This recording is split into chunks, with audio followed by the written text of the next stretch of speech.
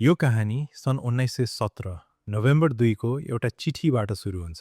त्यो चिठी तत्कालीन ब्रिटिस परराष्ट्र मन्त्री आर्थर ब्यालफोर्डले एक जायनिस्ट लिडर वा नेता वाल्टर रथचाइल्डलाई लेखेका थिए। यसलाई ब्यालफोर्ड डेक्लरेसन अर्थात् घोषणापत्र पनि भनिन्छ।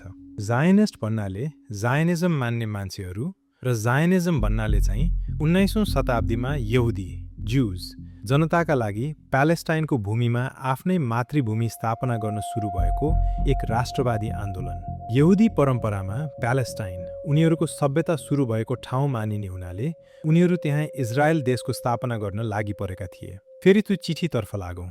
त्यहाँ लेखिएको थियो establishment in Palestine a national home for the Jewish people. यसको अर्थ ब्रिटिस सरकारले यहुदीहरूका लागि प्यालेस्टाइनमा एउटा छुट्टै राष्ट्र बनाउन हर सम्भव सहयोग गर्ने बाचा गरेको थियो। तर जब यो चिठी लेखियो त्यति बेला प्यालेस्टाइनमा थोरै मात्र यहुदीहरूको बसोबास थियो। बाँकी केही क्रिस्चियन र अधिकांश प्यालेस्टिनी अरबीहरू थिए। तर 31 वर्षपछिको कहानीमा ती अधिकांश प्यालेस्टिनीहरू आफ्नो ठाउँबाट विस्थापित भइसकेका हुन्छन्। यो घटनालाई अरबीमा नक्बा भनिन्छ, जसको अर्थ क्याटास्ट्रोफी, नेपालीमा महाविपत्ति। तर यो प्राकृतिक प्रकोप नभएर एउटा मानव निर्मित सङ्कट थियो। अब कुरा सुरु गरौँ। त्यो चिठी कसरी र किन लेखिएको थियो? तत्कालीन समयमा फर्स्ट वर्ल्ड वार, प्रथम विश्वयुद्ध चलिरहेको हुनाले ब्रिटिस सरकार सबैलाई केही न केही बहाना र बाचाहरू गरेर आफ्नो समर्थनमा पार्न खोजिरहेको थियो। ब्रिटिस सरकारले यहुदीहरूलाई मात्र नभएर अन्य अरब देशहरूलाई पनि आफ्नो दुश्मन अटोमान एम्पायरसँग लड्न बोलाइराखेको थियो र बदलामा उनीहरूलाई स्वतन्त्र राज्य दिने बाचा गरिरहेको थियो। चिठी लेखेको करिब 1 महिनापछि ब्रिटिस सरकारले प्यालेस्टाइन कब्जा गर्छ र अटोमान एम्पायरको 400 वर्षको शासनलाई अन्त्य गरिदिन्छ। त्यति नै बेला युरोपमा यहुदीहरूमाथि अत्याचार बढ्दै थियो। उनीहरू भागेर प्यालेस्टाइन आउन थाले। यसैलाई जायनिजम भनियो, जसको नेतृत्व अस्ट्रो हङ्गेरियन पत्रकार तथा राजनीतिक व्यक्ति थियोडोर हर्जलले गरेका थिए। जायनिजमको पिता भनेर चिनिने उनले 1896 मा एउटा किताब लेखेका थिए, डेयर जुडनस्टाट, जसको अर्थ द जुइश स्टेट अर्थात् यहुदीको राज्य भन्ने हुन्छ। यस किताबमा उनले युरोपमा बढ्दो यहुदी विरोधी भावनाको समाधान युरोप छोडेर प्यालेस्टाइनमा यहुदीहरूको छुट्टै राज्य बनाउने उल्लेख गरेका छन्। यसको केही समयमै स्विट्जरल्यान्डमा जायनिस्टहरूको एउटा सम्मेलन हुन्छ र प्यालेस्टाइनमा राज्य बनाउने समर्थन जुट्छ। यसको केही दिनमा हर्जलले आफ्नो डायरीमा लेख्छन्, अहिले संसार हाँस्ला, तर 5 वा 50 वर्षमै भए पनि हाम्रो सपना पक्का पुरा हुनेछ। नभन्दै 50 वर्षपछि सन् 1947 मा इजरायलको जन्म भयो। यस कार्यलाई साथ दिन ब्रिटिस सरकारसँग धेरै कारणहरू थिए। पहिलो कारण, ब्रिटिस सरकारको माथिल्लो तहका व्यक्तिहरूले जायनिजमलाई समर्थन गर्थे। कोही त ज्यूजहरू प्यालेस्टाइन गए भने जिजस क्राइस्ट फेरि धरतीमा फर्कनुहुन्छ भन्ने मान्थे। आर्थर ब्यालफोर्ड जस्ता व्यक्तिहरू चाहिँ युरोपबाट यहुदीहरूलाई निकालेर छुट्टै राज्य बनाइदिँदा युरोपका ज्यूज विरोधीहरू खुसी हुने र नयाँ राज्य ब्रिटिस सरकारको मित्र हुने ठान्थे। यसरी ब्रिटिस सरकारलाई दुवैतर्फ फाइदा हुने भयो। युरोपको यहुदी विरोधी भावना, ब्रिटिस सरकारको आफ्नै स्वार्थ र जायनिजम विचारधाराको नतिजा हो त्यो चिठी, जसमा ब्रिटिस सरकारले प्यालेस्टाइनमा छुट्टै यहुदी राज्य बनाइदिने बाचा गरेको हुन्छ। प्रथम विश्वयुद्धपछि जसले जित्यो उसैको अधीनमा हारेका एम्पायर साम्राज्यहरू आउँथे। ती साम्राज्यका साना राज्यहरूलाई के गर्ने भन्नका लागि लिग अफ नेसन्स भन्ने सङ्गठन बन्यो र यसले प्यालेस्टाइनलाई ब्रिटिस सरकारको जिम्मा दियो। ब्रिटिस सरकारले प्यालेस्टाइनको योजना बनाउँदा जायनिस्टहरूको सल्लाह लियो, तर धेरै जनसङ्ख्या भएको अरबी प्यालेस्टिनीहरूको सल्लाह नै लिएन। जब ब्रिटिस सरकार प्यालेस्टाइनमा यहुदी राज्य बनाउन सहमत भयो, धेरै यहुदीहरू प्यालेस्टाइन आएर आफ्ना बस्ती, स्कुल, फ्याक्ट्री र सेना शक्तिहरू बढाउन थाले। यो सबैको लिडर पोल्यान्डमा जन्मिएका ज्यू डेभिड बेन गुरियन थिए। ब्रिटिस सरकारले स्वतन्त्र राज्य नदिएर बरु आफ्नो देश चाहिँ अरूलाई दिइरहेको थाहा पाएपछि 1936 मा प्यालेस्टिनीहरू आन्दोलनमा उत्रिए। यो आन्दोलन दबाउन ब्रिटिस र यहुदी सेना मिलेर धेरै प्यालेस्टिनीहरूको अत्याचार, हत्या र गिरफ्तारी गरे भने धेरै नेताहरूलाई देश निकाला पनि गरे। प्यालेस्टिनीहरूले बेला मौकामा जवाफी हमला गरे पनि यहुदी र ब्रिटिस सेनाको शक्तिशाली सेना र आधुनिक हतियारका कारण नोक्सान बढी प्यालेस्टिनीहरूकै भइरहेको थियो। आन्दोलनबाट प्यालेस्टिनीहरू पछि नहटेपछि समाधान खोज्न ब्रिटिस सरकारले एउटा आयोग फियो कमिसन गठन गर्छ। यो आयोगले प्यालेस्टाइनलाई यहुदीको र प्यालेस्टाइनको गरी दुई भागमा विभाजन गर्ने र केही धार्मिक स्थानहरूलाई न्युट्रल टेरिटोरी बनाउने प्रस्ताव गर्छ। तर बहुमत हुँदाहुँदै आफैलाई विस्थापित गर्न खोजिएको भन्दै प्यालेस्टिनीहरूले यो अस्वीकार गर्छन्। यस विभाजनको कारण करिब 2,50,000 प्यालेस्टिनीहरूले आफ्नो घरजग्गा त्याग्नुपर्ने हुन्थ्यो। ब्रिटिस सरकारलाई यो आयोगको समाधानले द्वन्द्व अन्त्य गर्छ जस्तो लागेको थियो, तर आवश्यक छलफल र विचारै नपुर्याई गरिएको विभाजनप्रति धेरैको चित्त बुझेन। ब्रिटिस सरकारको यस्तो अर्को गल्ती भारत पाकिस्तानको हतार र विचार नपुर्याई गरिएको विभाजन पनि हो, जसको परिणाम अहिलेसम्म दुई देशबीच बेला बेला द्वन्द्व चलिरहन्छ। यसबारे छुट्टै भिडियोको लागि कृपया हाम्रो च्यानललाई सब्स्क्राइब र भिडियोलाई लाइक गर्नुहोला। आयोगको समाधानले काम नगरेपछि द्वन्द्व चलिरह्यो र सन् 1939 सम्म प्यालेस्टाइनतर्फ धेरै जनधनको क्षति भयो। अति नै भएपछि ब्रिटिस सरकारले अर्को नीतिपत्र द व्हाइट पेपर अफ 1939 सार्वजनिक गर्छ। यसले 10 वर्षभित्र स्वतन्त्र प्यालेस्टाइन राज्य बनाउने, 5 वर्षसम्म ज्युजहरू प्यालेस्टाइन आउन सीमित गर्ने र ज्युजहरूले जग्गा खरिद गर्न नपाउने नियम ल्याउँछ।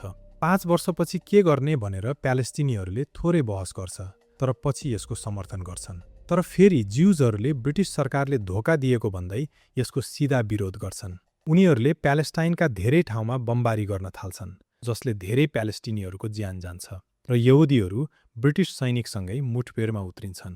यो हुँदाहुँदै एउटा यस्तो घटना हुन्छ जसले सबैको ध्यान इजरायल प्यालेस्टाइनबाट त्यता मोड्छ। यो घटना हो द सेकेन्ड वर्ल्ड वॉर, दोस्रो विश्वयुद्ध। यो युद्धको सबै कुरा कुनै दिन अर्को भिडियोमा गरौँला, तर यो कहानीमा ठूलो भूमिका खेल्ने र बिर्सन नसक्ने एउटा घटना हो हलोकस्ट, अर्थात् नाजी जर्मनी वा भनौँ हिटलरले गरेको युरोपियन ज्युजहरूको जेनोसाइड, मतलब नरसंहार। त्यो बेला नाजीहरूले करिब 60 लाख युरोपियन ज्युजहरूलाई विभिन्न क्रूर र अमानवीय तरिका, जस्तै ग्यास च्याम्बरमा बन्द गरेर एकैचोटि गोली हानेर अनि बिना खानापिना जबरजस्ती श्रम गराएर हत्या गरे। करिब 2/3 युरोपियन ज्युज यो जेनोसाइडको शिकार बने भने बाँचेकाहरू भाग्नका लागि प्यालेस्टाइन नै आए। तर अघिको व्हाइट पेपर 1939 अनुसार यति धेरै ज्युज प्यालेस्टाइन आउन मिल्दैन थियो। यसले गर्दा ज्युज र ब्रिटिस सरकार बीच मुठभेड मात्र होइन, द्वन्द्व नै सुरु भयो। जायनिस्टहरूले बुझिसकेका थिए कि उनीहरूको सेना प्यालेस्टिनीहरूभन्दा धेरै शक्तिशाली र आधुनिक भइसकेको थियो र दोस्रो विश्वयुद्धपछि ब्रिटिस सरकार कमजोर तथा थकित भइसकेकोले अब प्यालेस्टिनीहरूलाई समर्थन गर्न सक्दैनथ्यो र भयो पनि त्यस्तै। 1947 मा बेलायतले प्यालेस्टाइनको जिम्मा लिन छोड्छ र भर्खरै बनेको नयाँ सङ्गठन युनाइटेड नेसन्सलाई सुम्पिदिन्छ। त्यति बेला करिब 60 देशले बनेको युनाइटेड नेसन्स, जहाँ नेपाल 10 वर्षपछि मात्र संलग्न हुन्छ, तीमध्ये आधाभन्दा बेसीले मतदान गरेर प्यालेस्टाइनको विभाजनको निर्णय गर्छन्। अचम्मको कुरा के हुन्छ भने अझै पनि बहुमत जनसङ्ख्या प्यालेस्टिनी अरबीहरूकै हुँदाहुँदै पनि आधाभन्दा बेसी भूमि यहुदीहरूलाई दिइन्छ।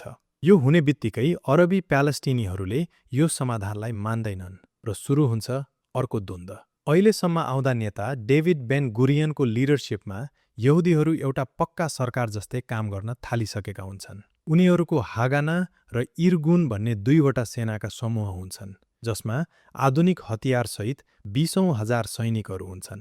प्यालेस्टिनीहरूलाई भने आफ्नै प्रशासन र सैनिक बनाउन रोक लगाइएको हुनाले उनीहरूसँग केही हजार लडाकु मात्र हुन्छन् र उनीहरू युनाइटेड नेसन्सकै आसमा बसिरहेका हुन्छन्। द्वन्द्व सुरु भएपछि आफू धेरै गुणा बलियो भएको मौका छोपेर जायनिस्टहरूले युनाइटेड नेसन्सले छुट्याइदिएको भन्दा बढी भाग लिन खोज्छन्। सेनाहरूले धेरै प्यालेस्टिनी गाउँहरूमा हमला गरेर आतंक फैलाउँछन्, गिरफ्तारी गर्छन् र पुरै गाउँहरू खाली गराउँछन्। प्यालेस्टाइन छोड्ने प्रक्रियामा रहेका ब्रिटिस सैनिकहरू केही गर्दैनन्। यही भइरहँदा एउटा यस्तो घटना घट्छ जसले प्यालेस्टिनीहरू झनै त्रसित हुन्छन् र आफै गाउँहरू छोड्न थाल्छन्। यो घटना हो अप्रिल 9, 1948 मा डेर यासिनको हमला। डेर यासिन भनिने गाउँमा जायनिस्ट सेनाहरूले हमला गरेर सयौं पुरुष, महिला र बालबालिकाहरूलाई एकदमै क्रूर र निर्मम तरिकाले हत्या गर्छन्। यो घटनाको बयान गर्न पनि भिडियोमा गाह्रो हुन्छ। यो खबर फैलिएपछि अल्बर्ट आइन्स्टाइन जस्ता प्रमुख यहुदी व्यक्तित्वहरू तथा केही जायनिस्ट लिडरहरूले पनि यसको विरोध गरेका थिए। तर यो खबरले त्रसित प्यालेस्टिनीहरू अर्को हमला हाम्रै गाउँमा पो हुने हो कि भन्ने डरले गाउँ छोडेर भाग्न बाध्य हुन्छन्। इतिहासकारहरूले यस्ता दर्जनौं घटनाहरूको रेकर्ड राखेका छन् जसले गर्दा धेरै प्यालेस्टिनीहरू विस्थापित हुन्छन्। सन् 1948 मे 15 मा ब्रिटिस सरकारको प्यालेस्टाइन छोड्ने प्रक्रिया पूरा हुन्छ। त्यति बेलासम्म लगभग 3 देखि 4 लाखसम्म प्यालेस्टिनी जनताहरू गाउँ छोडेर भाग्न बाध्य हुन्छन् र जायनिस्टहरूद्वारा करिब 400 देखि 600 वटा गाउँहरू ध्वस्त पारिन्छन्। यही क्रूर घटना र त्यसपछिका घटनाक्रमलाई नै नाक्पा भनिन्छ। जसरी हर्जलले आफ्नो डायरीमा 50 वर्षपछिको इजरायल देशको सपना लेखेका थिए, त्यसरी नै करिब 50 वर्षपछि उनको त्यो सपना पूरा हुन्छ। डेभिड बेन गुरियन पहिलो प्रधानमन्त्री बनेर इजरायल देशको स्थापना भएको घोषणा गर्छन्। घोषणा गर्दै गर्दा उनी जायनिजमको पिता मानिने हर्जलको ठूलो तस्बिर मुनि उभिएका हुन्छन्। अनि त्यही बेलाका जायनिस्ट सैनिकहरू मिलेर इजरायलको पहिलो आर्मी बन्छ, जसलाई अहिले इजरायल डिफेन्स फोर्सेस IDF भनेर चिनिन्छ। अहिले प्यालेस्टाइन, गाजा र वेस्ट ब्याङ्कमा छुट्टिएको छ। गाजालाई IDFले अक्टोबर 7 को हमलापछि ध्वस्त नै पारिसकेको छ भने वेस्ट ब्याङ्कमा पनि धेरै इजरायली सेटलर्सहरूले दिन प्रतिदिन भूमि कब्जा गरिराखेका छन्। इजरायल देशको स्थापना घोषणा हुने बित्तिकै सबै अरबी देशहरूमा यसको विरोध हुन्छ र सुरु हुन्छ 1948 को अरब इजरायल युद्ध, जसमा इजिप्ट, जोर्डन, इराक, सिरिया र लेबनान मिलेर इजरायललाई हमला गर्छन्। अब यो युद्धमा के हुन्छ, प्यालेस्टाइन कसरी गाजा र वेस्ट ब्याङ्कमा छुट्टिए र इजरायलले कसरी 80% प्यालेस्टाइनको भूमि कब्जा गरिसकेको छ, यसको कुरा हामी अर्को भिडियोमा गर्नेछौँ। कृपया फेरि पनि लाइक, शेयर र सब्स्क्राइब गर्न नबिर्सिनुहोला। धन्यवाद।